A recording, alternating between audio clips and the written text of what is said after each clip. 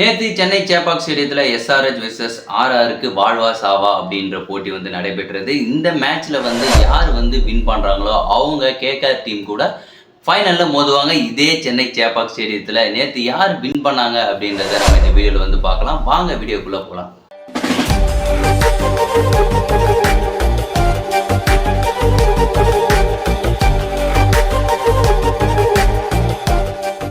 Hi hello everyone, நான் உங்கள் குணாமூர்த்தி. நேற்று சென்னை சேப்பாக் ஸ்டேடியத்தில் எஸ்ஆர்ஹெச் வெர்சஸ் ஆர்ஆருக்கு மேட்ச் நடந்தது. ஃபர்ஸ்ட் டாஸ் வின் பண்ண ராஜஸ்தான் ராயல்ஸ் வந்து பவுலிங்கை வந்து சூஸ் பண்ணாங்க. இவங்க பவுலிங்கை சூஸ் பண்ணதால எஸ்ஆர்ஹெச் டீம் வந்து பேட்டிங்கில் களத்தில் இறங்கினாங்க. களத்தில் இறங்கின உடனே டிராவிஸ் ஹெட், அபிஷேக் சர்மா வந்து அபாரமாக அடித்தாங்களா அப்படின்னு வந்து கேட்டிங்கன்னா அப்படின்னா அபாரமாலாம் அடிக்கலை. ஏன்னா இது வந்து சென்னை சேப்பாக் ஸ்டேடியம், மற்ற ஸ்டேடியம் மாரி கிடையாது. இது ஒரு லோ ஸ்கோரிங் பிச். மேக்ஸிமம் வந்து ஹையஸ்டே வந்து இங்கே 177 180 தான் அடிக்கவே முடியும் அப்படின்ற ஒரு பிச்சு இது. அந்த கண்டிஷனில் இவங்க அதிகமாக ரன் அடித்தாங்களான்னு கேட்டால் கிடையாது. டிராவிஸ் ஹெட், அபிஷேக் சர்மா வழக்கம் போல் வந்து ஒரு சிறிது நேரத்துக்கு தான் தாக்கு பிடிச்சாரு. அபிஷேக் சர்மா அந்த டிராவிஸ் ஹெட்டுமே. ஹென்ரி கிளாசன் ஒரு சிறப்பான ஆட்டத்தை வெளிப்படுத்தினார். அது மட்டும் இல்லாமல் ராகுல் திரிபாதி சொல்லியே ஆகணும். அவர் போன மேட்சுமே சரி இந்த மேட்சுமே சரி சிறப்பான ஒரு ஆட்டத்தை வெளிப்படுத்தினதால தான் இவங்க டீம் வந்து ஒரு கிட்டத்தட்ட 175 ரன்னு கிட்ட அடிக்க முடிஞ்சுது. எஸ்ஆர்ஹெச் டீம் வந்து 175 ரன் அடித்தாங்க. ஹென்ரி கிளாசன் நல்லா விளையாடினாரு.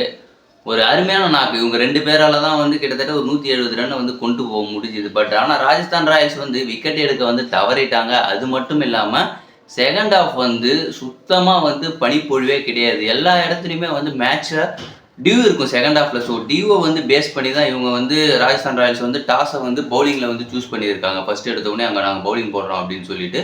ஸோ அதுக்கப்புறம் பேட்டிங் இறங்கின ராஜஸ்தான் ராயல்ஸுக்கு தான் அதிர்ச்சி காத்துட்டு இருந்தது. இந்த மேட்ச் முடிய போகும்போது எப்படின்னா ஃபர்ஸ்ட் இன்னிங்ஸ் வந்து முடிய போகுது. ஒரு 19 ஓவரில் டியூ இருக்கா அப்படின்னு வந்து காட்டுறாங்க. பிச்சில் ரப்பர் டியூ கிடையாது. சுத்தமாக ஒரு பொட்டுக்கு டியூவே இல்லை.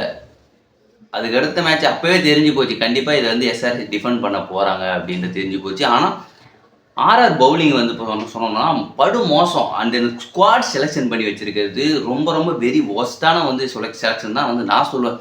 ஏன்னா கேட்மோர் வந்து இந்த ஐபிஎல்ல சரியாக வந்து விளையாடவும் இல்லை. இதுதான் அவருக்கு 2வது மேட்சோ 3வது மேட்சோ. லீக் மேட்ச்லையும் ஒழுங்காக அடிக்கலை. பட்லர் போனதுக்கப்புறம் அவரோட இடத்துல தான் இவர் விளையாடிட்டு இருக்காரு. பட் இருந்தாலுமே அவரை வந்து ஒரு 4th டவுனோ 5th டவுனோ போட்டுட்டு த்ருவ் ஜெரோல் நேற்று நல்லா விளையாடினார். அவரை தூக்கி மேலே போட்டிருக்கலாம்.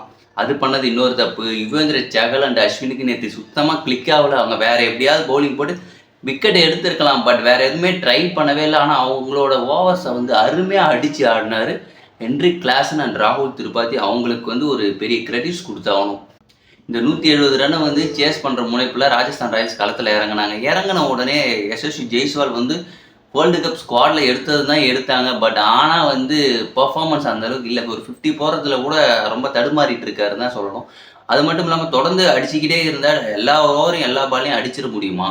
அந்த மாதிரி ஒரு ஓவரில் ஒரு 10 ரன் வந்துச்சுன்னா சைலண்ட்டாக நிப்பாட்டிக்கணும். அடுத்தது ஒரு சிங்கிள் தட்டிட்டு ஸ்ட்ரைக்கை வந்து வேற ஒருத்தவங்கள்ட்ட கொடுத்துட்டு நம்ம சேஃப் ஜோனில் நின்றுக்கணும். அதை பண்ணாமல் அவர் தொடர்ந்து எல்லா பாலும் அடிக்கிறேன்னு சொல்லிட்டு அவர் அவுட் ஆகிட்டு போயிடுறாரு. அதுக்கப்புறம் Cadmore out, Sanju Samson out, Riyan Parag out, Ashwin out, Hetmyer out. யாராக அடிச்சான்னு கேட்டால் யாருமே அடிக்கல. மொத்தம் 130 ரன்னுக்குள்ளே டீம் ஆல் அவுட்டு சுருண்டு போயிட்டாங்க. என்ன பண்ணுவாங்க இந்த மாதிரி ஒரு பேட்டிங் லைன்? இப்போ ஒஸ்ட்டு ஹிட்மேர் வேஸ்ட்டு, ரோமன் பவலு அவங்களாம் வந்து ஒன்றுமே வந்து ட்ரை பண்ணவே கிடையாது. ஸ்பின் பவுலர்ஸ் அட்டாக்கை வச்சியே காலி பண்ணிட்டு போயிட்டாரு பேட் கமின்ஸு. இதே போல தான் 50 ஒரு வேர்ல்டு கப்லேயும் சைலண்ட்டாக வந்து வேர்ல்டு கப் அடிச்சுட்டு போயிட்டாரு. டெஸ்ட் சாம்பியன்ஷிப் 2023 அப்போது நடந்துச்சு. அதுலேயுமே வந்து அவர் சொல்லாமல் கொள்ளாமல் அவர்மான் சைலண்ட்டாக வந்து வேர்ல்டு கப் அடிச்சுட்டு போயிட்டார். Test championship series. இப்போ வந்து ஐபிஎல் கோப்பையும் தட்டிட்டு போக போகிறாரு. அடுத்து T20 வேர்ல்டு கப்பையும் அவர் தான் வந்து தட்டிட்டு போக போகிறார். அப்படின்ற மாதிரி ஆஸ்திரேலியா டீம் தான் தட்ட போகிறாங்கன்னு எனக்கு தோணுது. ஏன்னா அவங்க பண்ணுறது எல்லாமே அப்படி தான் இருக்குது. எப்போ வந்து ரஜினிகாந்த் வந்து சொன்னாரோ எஸ்ஆர்எஸ் டீமில் நல்ல பிளேயர்ஸ்லாம் எடுத்து போடுங்க, காவியா மூஞ்சி வந்து பார்க்கவே முடியல அப்படின்னு வந்துலாம் சொல்லுவார். ஜெயிலர் ஆடியோ லான்ச்சில் சொன்னார். அது உண்மையாகவே நடந்துட்டு இருக்குது இப்போதைக்கு. அதுக்கப்புறம் 130 ரன்னு தான் அடித்து தோத்துட்டாங்க. அது தோற்றது மட்டும் இல்லாமல் அவங்களுக்கு இது வந்து எத்தனாவது ஃபைனல் போகிறாங்க அப்படின்னா எஸ்ஆர்ஹெச் டீம் 3வது ஃபைனல். ஃபஸ்ட்டு வந்து டெக்கன் சார்ஜர்ஸ் நான் சேர்க்கலை. டெக்கன் சார்ஜர்ஸ் இல்லாமல் டெக்கன் சார்ஜர்ஸும் ஹைதராபாத் தான். அதை வந்து நேம் சேஞ்ச் பண்ணதுக்கப்புறம் அது வந்து சன்ரைசர்ஸ் ஹைதராபாத். அப்போது வந்து 2016 வந்து கோப்பையை வின் பண்ணாங்க.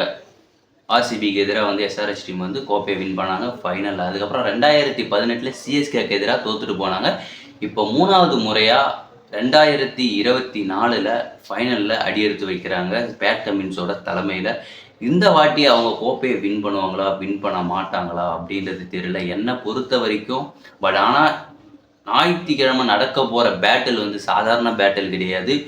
இந்த கேகேஆர் டீமில் பேட்டிங் லைனப் வந்து பார்த்தீங்கன்னா கடப்பார பேட்டிங் லைனப் தான் உண்மையிலே சொல்லி ஆகணும். சுனில் நாராயண், வெங்கடேஷ் ஐயர், குர்பாஸ், ரிங்கு சிங், ஷேஷ் ஐயர், ரசில் 6 பேர், ரமந்தீர் சிங் 7 பேர் இருந்துகிட்ருக்காங்க.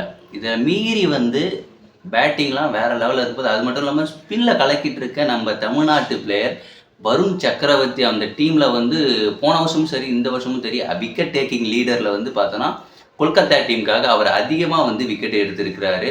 சுனில் நாராயணும் வந்து இந்த டாடா ஐபிஎல் அவர் தான் உண்மையிலே வந்து விராட் கோலிக்கு ரன்ஸ் அதிகமாக அடிச்சிருந்தாலுமே இவர் ஆல்ரவுண்டராக நல்லா கலக்கி இருந்திருக்காரு. அதிகமான ஒரு விக்கெட்டை எடுத்தும் டீமுக்கு வந்து ஒரு முக்கியமான உறுதுணையாக வந்து இருக்காரு. எப்பயுமே டாப் 2ல் இருக்க டீம் வந்து கோப்பை அதிகமாக வின் பண்ணியிருக்கிறதா ஒரு ரெக்கார்டு உண்டு. இந்த வருஷம் எனக்கு தெரிஞ்சு என்னோட கணிப்பு என்ன அப்படின்னா கேகேஆர் வின் பண்ணுவாங்க அப்படின்ற மாதிரி தான் தோணுது.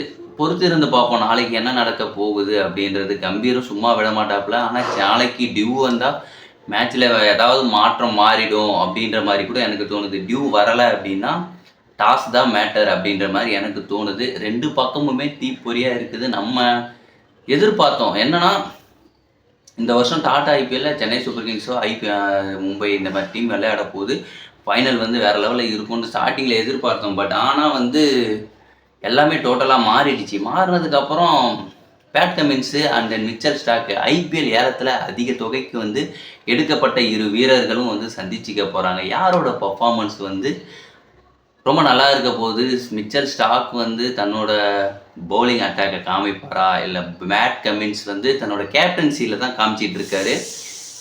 பவுலிங்கில் அந்தளவுக்கு வந்து பேட் கமின்ஸ் இந்த வருஷம் சிறப்பாக வந்து ஐபிஎல்லில் போடலை அப்படின்னு தான் நான் சொல்லுவேன். அவரோட கேப்டன்சினால் நல்லா பண்ணிக்கிட்டு இருக்காரு. இதை விட வேறு என்ன விடும், 20 கோடி மிச்சல் ஸ்டாக் வந்து 24 கோடி கொடுத்து ஏலத்தில் எடுத்தாங்க. ஒரு நோட் பண்ணப்பட வேண்டிய விஷயம், எஸ்ஆர்ஹெச் அண்ட் தென் கேகேஆர் 2 டீமுமே ஃபைனலுக்கு போயிருக்காங்க. ஆனால் இந்த 2 டீமில் இருந்துமே எந்த ஒரு இந்தியன் பிளேயரும் T20 வேர்ல்டு கப் ஸ்குவாடில் கிடையவே கிடையாது அப்படின்றது உங்கள் எத்தனை பேருக்கு தெரியும்? கிடையாது, யாருமே வந்து கிடையாது. இந்த T20 ஸ்குவாடில் யாருமே கிடையாது. இந்த 2 டீமில் இருந்தும் ஒரு ஆள் கூட கிடையாது. வெங்கடேஷ் ஐயரோ, ஷேஷ் ஐயரோ யாருமே கிடையாது. நட்ராஜனோ, புவியோ யாருமே கிடையாது. பட் ஆனால் இந்த 2 டீம் தான் வந்து ஃபைனலில் களத்தில் இறங்குறாங்க. நம்ம T20 வேர்ல்டு கப்பை பற்றி பேசுவோம். ஞாயிற்றுக்கிழமை முடிஞ்சவொடனே அதுக்கடுத்து அதுதான் டாப்பிக்கு. அதை பற்றி நம்ம பொறுமையாக பேசலாம். நீங்கள் இந்த வாட்டி எந்த டீம் வந்து டைட்டில் வந்து வின் பண்ண போகுது அப்படின்றத நீங்கள் நினைக்கிறீங்க அப்படின்றத கமெண்ட்டில் சொல்லுங்கள். மீண்டும் நம்ம இன்னொரு வீடியோவில் வந்து சந்திப்போம். பாய்.